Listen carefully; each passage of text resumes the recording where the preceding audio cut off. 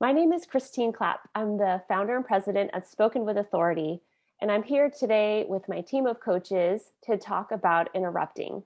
When we do 360-degree evaluations of individuals who we coach before we start working with them, we often find them fall into one of two camps. Either they don't talk enough in meetings and conversations, or they talk all the time in meetings and conversations.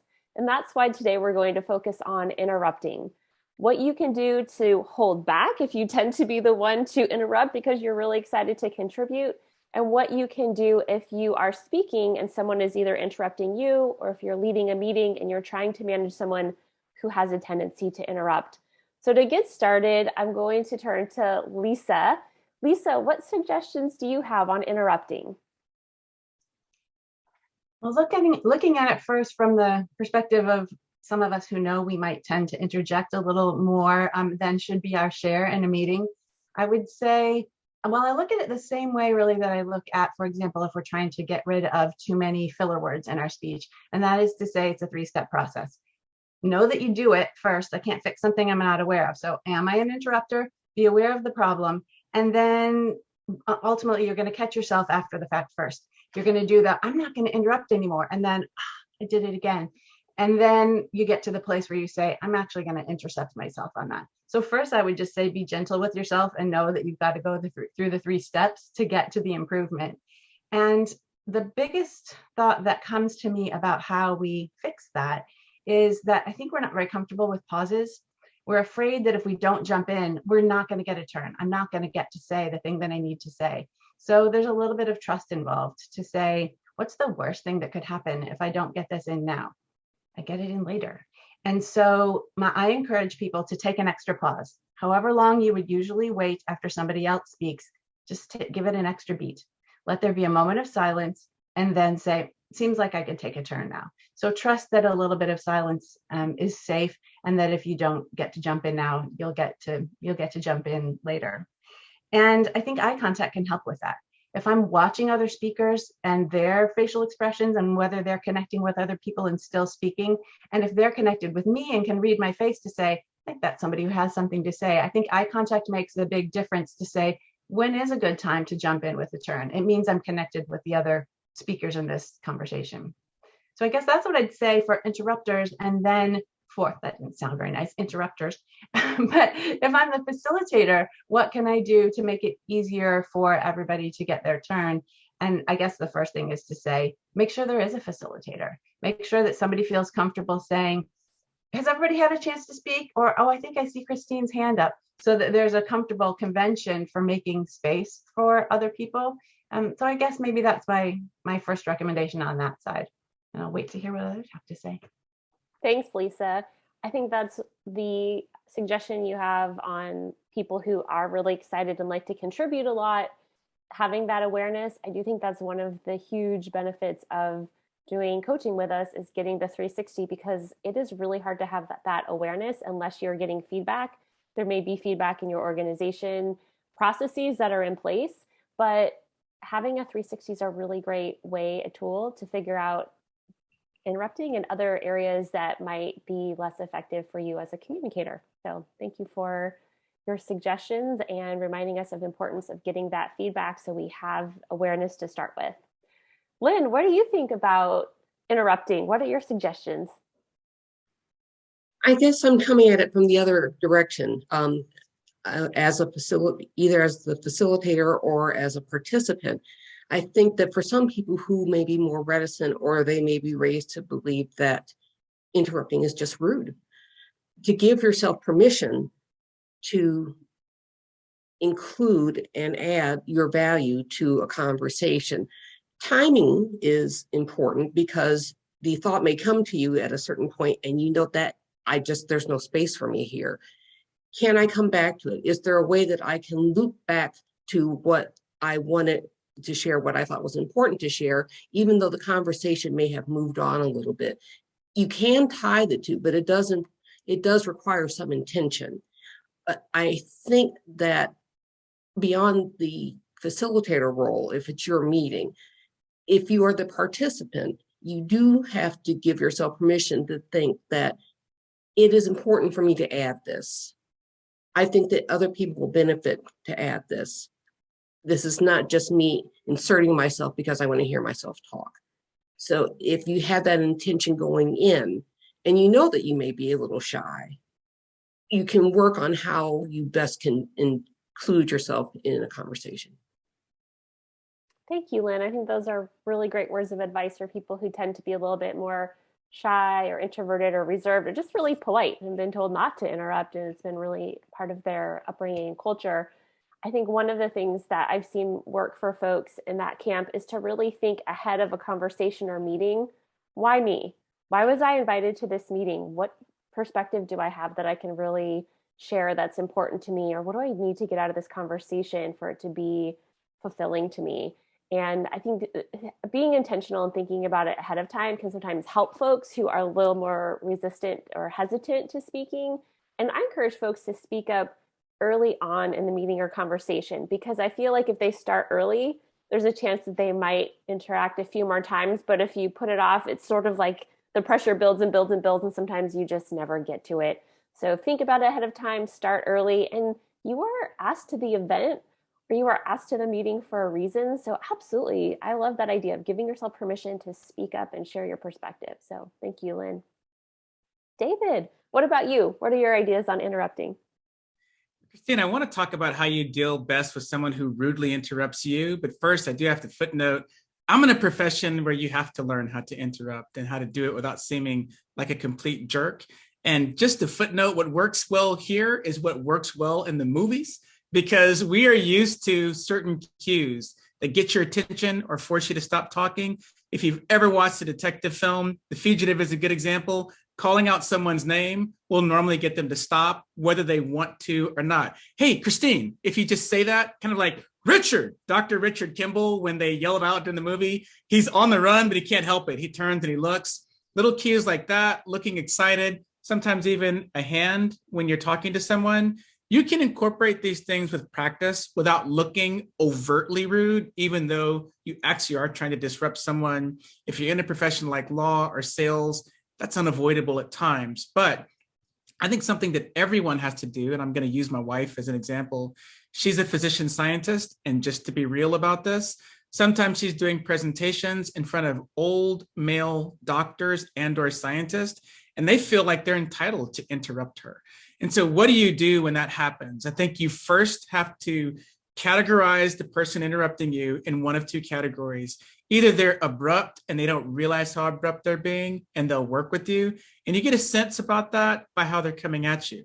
And a person like that, I think you can say, hey, Dr. So-and-so, I'd love to have a longer conversation about this. Why don't you and I get a cup of coffee after the meeting and try to hash this out? Some people aren't interested in hashing it out. They're more interested in trying to seem smart. You may be dealing with insecurity. It doesn't matter because they're interrupting your presentation. Here's part that you have to contend with. If they were rude enough to intentionally disrupt you in a way that's embarrassing for you in front of other people, the odds of getting them to come around in the context of that meeting are low. And so what you have to accept is they are not your audience. The rest of the room is, because they will hold that interaction against you if it goes negative. And I'm going to wrap this up with a specific example. I was picking a jury once, and some jurors are more than comfortable giving lawyers a hard time. So I asked question number one, then I went to question number two. And one of the jurors said, you asked a different question. And so I said, yes, sir, I'm asking a different question now. He goes, what you did is you flipped the question. And it was ridiculous under the circumstances. And what you can do is recruit that room that's your audience to your favor. And I just said, I'm so sorry that we're on different pages, but let me ask, is anyone else here confused about what I'm trying to ask? Because I don't want anyone to be confused. I'm not trying to mislead anybody. Can I just have a show of hands? Is anybody else confused about what the second question entails compared to the first one? And a bunch of people said, no, you have to be carrying yourself in a way where people are already inclined to think that you're a person of integrity, which goes to all the other things that we teach you to do. But once everybody else said, no, we totally understand, we're with you, I said, okay, sir, I think you and I are on different pages, and that's okay. We don't have to be on the same page. And then I was able to move on. If things had become too pressed, I've got another technique that I use, and that is, I can tell you and I don't get along, sir. I'm so sorry that we can't, but I can tell you this also. There's no way you're ending up on my jury. And sometimes people will actually smile like that. And it's another way for me to move on. But the bottom line is, it's about the rest of the room once someone rudely interrupts you. Thank you, David. That's really helpful. I think it's something that you talked about in the context of law, but especially the example on Josephine is something that's important for anyone who's facilitating as well. So thank you for giving us some industry specific advice, but also advice that can be extrapolated out to a lot of different fields. Yeah. Jean, what about you? What's your advice on interrupting? Well, I think first thinking about what interrupting really is and how it can be perceived very differently by different people, depending on cultural background or even the norms associated with geographical areas. So sometimes interrupting is someone being rude and trying to dominate the conversation. But sometimes Deborah Tannen talks about how what some people perceive as interrupting can really be cooperative enthusiasm, right? Cooperative overlapping, she calls it. And it's a way of showing enthusiasm and building on what the other person is saying. So first, I think we just need to not always take interruptions personally. Sometimes there are those domineering people and you have to assert yourself back, but sometimes it's someone building you up. And so recognizing that. One of the things I've dealt with a lot of clients is they want to learn how to avoid being interrupted by other people. And so I suggest a 3-part strategy to that. And it's 3 Ps: preview, pithy, and project. If you preview that you're going to have 2 or 3 points, people are less likely to dive in. Be pithy. Sometimes, let's face it, we're interrupted because we're long-winded. So try to keep it short and concise. And finally, project your voice. It's a lot harder to interrupt someone who is projecting than it is to interrupt someone who's speaking very softly. So preview your points, be pithy, and then project. And you won't be interrupted as much. I love it, Jean. Those are great pieces of advice. The one on preview is something that I talk a lot about to people who are trying to avoid having the floor taken away from them. And this is especially relevant. Women face this, I feel more, and also people who are remote, either on the phone or they're the person who is at the dialing into an in-person meeting. So it's harder to hold the floor because they're not in the physical location, is when you are previewing, to just make sure that you are enumerating the points as much as you can. So it's really clear, oh, I have 3 recommendations for how to move forward: the first, the second. And if someone then jumps in, what you can do is then say, oh, I promised 3 recommendations. Before we talk about them, let me share that 3rd recommendation. And there you just became the hero because you are fulfilling what you promised. And it gives the other person a way to you're not making yourself the villain by saying, oh, you're the interrupter, you cut me off. You're saying, oh, I just wanted to finish off what I promised that I would give you. And I think that's a one way you can come back and take the floor back. And I love that you mentioned that preview. So have the enumeration whenever you can. And I think together it's a really great way to avoid those interruptions as much as possible. One other thing, and this that I would recommend for folks who are trying to avoid interrupting themselves, is to use the mute button really strategically. And Lisa mentioned having that extra pause before you hop into the conversation. The mute button, when we're speaking remotely, forces us to have that pause. You have to go doot on your computer or on your microphone. And that to talk and that to finish talking are really clear ways to have an extra beat. And in person, we don't have that mute button. And one suggestion to try is to put your hand over your mouth when you're listening. And it's almost like having a mute button. You have to move your hand physically before you could speak, and to your point, Jean, project. And that's a way that we could take something that we might have gotten a little better at from remote work and bring it back to the office when we're going back to doing in-person communication. So thinking about a natural way that you might be able to put your finger over your mouth when you're listening to other people.